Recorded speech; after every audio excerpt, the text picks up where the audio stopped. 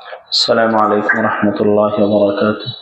وعليكم السلام ورحمة الله وبركاته. إن الحمد لله نحمده ونصلي على رسوله الكريم أما بعد. الحمد لله. আজ ফেব্রুয়ারি মাসের 6 তারিখ অর্থাৎ শাবান মাস শেষের দিকে চলতেছে। আল্লাহ তাআলা দেখতে দেখতে আমাদের হায়াতকে বৃদ্ধি করে শাবান মাস পর্যন্ত নিয়ে আসছেন। আল্লাহ রাসূল সাল্লাল্লাহু আলাইহি ওয়াসাল্লাম যখনই রজব মাস আসতো তখন থেকেই তিনি এই দোয়াটা পড়তেন, আল্লাহুম্মা বারিক লানা ফি রজবা ওয়া শাবানা ওয়া বাল্লিগনা রমাদান। বলো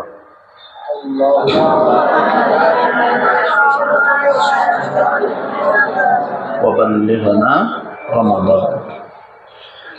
শাবান মাস মোটামুটি শেষের দিকে, এরপরের মাসটাই আসবে রমজান। এই জন্য এখন থেকেই মন মানসিকতা তৈরি করা যে আমি ইনশাআল্লাহ সব রোজাগুলো রাখবো, ইনশাআল্লাহ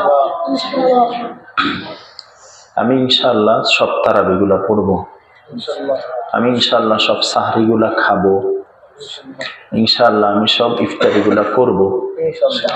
আমার অন্য মাসের তুলনায় রমজান মাসে আমি ইবাদত বাড়াবো, মনোযোগ বাড়াবো, কোরআন তেলাওয়াত বাড়াবো, জিকির বাড়াবো, তাসবিহ বাড়াবো, তেলাওয়াত বাড়াবো, আখলাক আদব সম্মান শ্রদ্ধা এটা বাড়াবো এবং দান সাদাকা বাড়াবো।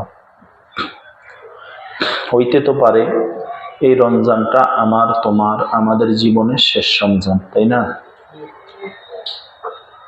আল্লাহ তাআলা কোরআনে কারিমে রমজানের বিধানগুলাকে সবগুলাকে একসাথে বলে দিছেন। কোথায় বলে দিছেন? কোরআনে কারিমে। বলেন কোথায় বলে দিছেন? আল্লাহ বলছেন, ইয়া আইয়ুহাল্লাযীনা আমানু কুতিবা আলাইকুমুস সিয়ামু কামা কুতিবা আলাল্লাযীনা মিন ক্বাবলিকুম লাআল্লাকুম তাত্তাকুন। ইয়া আইয়ুহাল্লাযীনা আমানু, হে আমার বন্ধুগণ, হে আমার কি? কাউকে দিয়ে কেউ যদি কোনো কাজ করাইতে চায় তখন তাকে আদর করে বলে। কি বলে? বলো। আদর করে বলে, বন্ধু বলে বলে, মোহাব্বত করে বলে। আল্লাহও বান্দাকে মোহাব্বত করে বলতেছেন, হে আমার বন্ধুরা, কুতিবা আলাইকুমুস সিয়াম, তোমাদের উপরে রমজানের রোজাকে ফরজ করা হয়েছে, কামা কুতিবা আলাল্লাযীনা মিন ক্বাবলিকুম, যেমনি ভাবে তোমাদের পূর্ববর্তীদের উপরে রমজানের রোজাকে ফরজ করা হয়েছিল। তার মানে আমাদের উপরে শুধু রমজানের রোজা ফরজ এমন নয়, আমাদের নবী করিম সাল্লাল্লাহু আলাইহি ওয়াসাল্লামের পূর্ববর্তী নবী যারা ছিলেন এবং তিনাদের উম্মত যারা ছিলেন সবার উপরই আল্লাহ তাআলা রমজানের রোজা কি রেখেছিলেন? ফরজ রেখেছিলেন। কারো জন্য 2টা, কারো জন্য 1টা, কারো জন্য 3টা, ভিন্নভাবে। এখানে এই কথাটা আল্লাহ তাআলা কেন বললেন? কারণ এই কথাটা বলার পিছনে আল্লাহ তাআলা বান্দাকে বুঝাতে চাইলেন, আমি আল্লাহ হিসাবে, তোমরা বান্দা হিসাবে এই প্রথম তোমাদেরকে আমি রমজানের রোজা চাপাই দিছি তা নয়, তোমাদের পূর্বেও যত নবী রাসূল আমি পাঠাইছি, যত নবী রাসূলের উম্মতকে পাঠাইছি, প্রত্যেকের জন্য আমি কি দিয়েছিলাম? রমজানের রোজা, বলো না, দিয়েছিলাম, ফরজ করেছিলাম। কেন ফরজ করেছিলাম এবং তোমাদের উপরে কেন ফরজ করলাম? লাআল্লাকুম তাত্তাকুন, যাতে করে তোমরা তাকওয়া অর্জন করো। অর্থাৎ তাকওয়া মানে আল্লাহ ভয়, তাকওয়া মানে গুনাহ ছেড়ে দেওয়া, তাকওয়া মানে কোনো নেকি না ছাড়া, তাকওয়া মানে কোনো গুনাহ না করা। বলো, কোনো গুনাহ না করা। এই জন্যই তো হাদিসে আছে, যখন রমজানের চাঁদ উঠে তখন আল্লাহ তাআলা সমস্ত জান্নাতের দরজাগুলোকে খুলে দেন, সুবহানাল্লাহ, জাহান্নামের দরওয়াজাগুলোকে অফ করে দেন এবং জিন আর বড় শয়তানকে আল্লাহ তাআলা হ্যান্ডকাপ লাগাইয়া বন্দী করে রাখেন।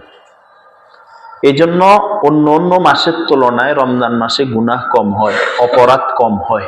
অপরাধ কি হয়? হয়তো, তবুও কেন হয়? মনে করো এই ফ্যানটা তুমি ছাড়লা, এটা বন্ধ সুইচ করার সাথে সাথে কি ফ্যান অফ হয়ে যায় না কিছুক্ষণ ঘুরার পরে অফ হয়? কেন? এতক্ষণ যে এটা ঘুরছে, তো এটার একটা পাওয়ার তৈরি হয়েছে না? এটা সুইচ বন্ধ হইলেও কিছুক্ষণ সে অটো ঘুরে। 11 মাস ধরে শয়তান আমাদেরকে এই পরিমাণ মুরিদ বানাইছে, এই পরিমাণ আমাদেরকে মেহনত করছে আমাদের উপরে। এখন শয়তান আর জিনকে, উচ্ছৃঙ্খল জিনকে যদি আল্লাহ তাআলা বন্দিও করে রাখেন, তবুও ওই যে 11 মাসের চেষ্টা, প্রচেষ্টা, মেহনত, এটার কারণে কি হইতেছে? এটার কারণে বলো না, তবুও কিছু কিছু অন্যায়, কিছু কিছু অপরাধ হইতেছে। বলো হইতেছে কিনা? তো এই জন্য তুমি এখানে কেন বসলা? তো ওইখানে কেন আবার বসতে যাইতেছ?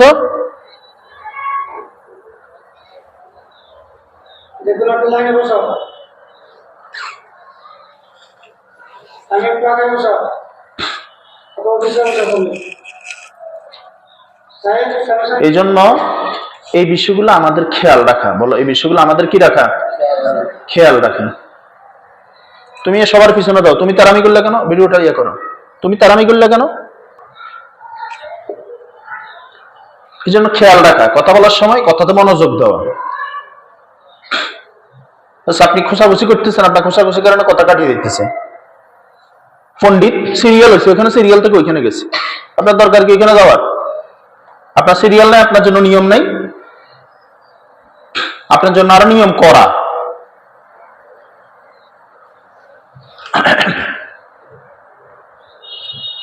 এখন থেকে চেষ্টা করা, এখন থেকে হিম্মত করা যে আমি রোজা রাখবো ইনশাআল্লাহ।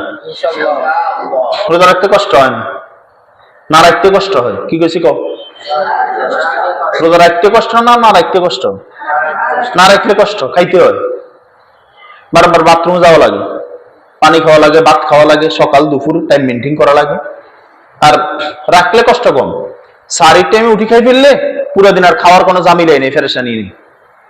শুধু ইফতারের সময় ইফতার করা, এরপর রাত্রে খাইলে খাইলাম, না খাইলে নাই, সাহারি খেলাম। রোজা রাখতে কষ্ট না, না রাখতে কষ্ট? রাখলে কষ্ট নাই। একটা, দুইটা, তিনটা, পাঁচটা, 10টা যদি তুমি কষ্ট করে রাখো, বাকিগুলো রোজা রাখছো, টেরও পাইবে না, চলতে থাকবো অটো, ওই যে ফ্যানের মতো, বুঝো নাই? 10টা যদি তুমি 5-7টা যদি রাখা শুরু করো, পরে দেখবে যে ওই রমজান চলে গেলেও মনে হবে যে কিছু খাইতে গেলে আর রোজা তো রাখছি মনে হয়।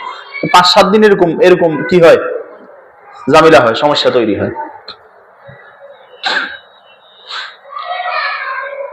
আর যারা সাবালক হয়ে গেছো, 14 বছর, 13-14 হয়ে গেছো, 15 হলে তো কোনো কথাই নেই, এদের উপর তো রোজা ফরজে আইন, এদের উপর রোজা কি তারা রাখতেই হবে। রাখতে হবে না, রাখতেই হবে। রাখতে হবে মানে রাখলে রাখলাম, না রাখলে নাই। রাখতেই হবে মানে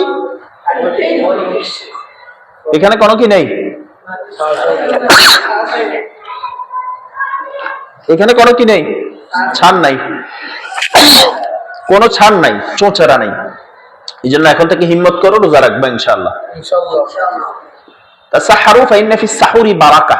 রাসূলুল্লাহ সাল্লাল্লাহু আলাইহি ওয়াসাল্লাম বলেছেন তোমরা সাহরি খাও। সাহরি, সাহরি কাকে বলে? শেষ রাতের খাবারকে সাহরি বলে। বলো, সাহরির সময় খেজুর খাওয়া সুন্নত। কি কইছি কও? শুধু ইফতারে খেজুর খাওয়া সুন্নত এরকম না, বুঝলে? মাদ্রাসা, এবার মাদ্রাসাওয়ালা তোমাদের খেজুর কিনে দিব খাওয়ার জন্য না, যাত্রা সে খাইবে। ইফতারের সময় মাদ্রাসাওয়ালা ব্যবস্থা করবে, আর সাহরিতে তুমি একটু রাখবে, একটা করে খাইলা, অথবা একটা 2 ভাগ করলা বা 3 ভাগ করলা, প্রতি রাত্রে একটু করে খাইলা। কেন? সুন্নত হিসেবে খাইলা। কি হিসেবে খাইলা? আরেকটা বিষয় হলো, আমি দেখছি সাহরির শেষে যদি তুমি একটা এলাচ আছে না, এলাচি ভিতরে এই বিচিগুলা ছোট ছোট কয়েকটা বিচি থাকে, এগুলো চিবাই খাইলে পুরো দিন আর পানি পিপাসা লাগে না। এটা আমি পরীক্ষা করে দেখছি, কয়েক বছর ধরে আমি এটা করি, পুরো দিন পানি পিপাসা লাগে না, অটোমেটিক জিহ্বাতে পানি থাকে। এই জন্য এত কষ্টের কিছু নাই। রোজা রাখলে কষ্ট না, না রাখলে কষ্ট? এখন থেকে তোমাদের আব্বাদেরকে বলবে যেন রোজা রাখে।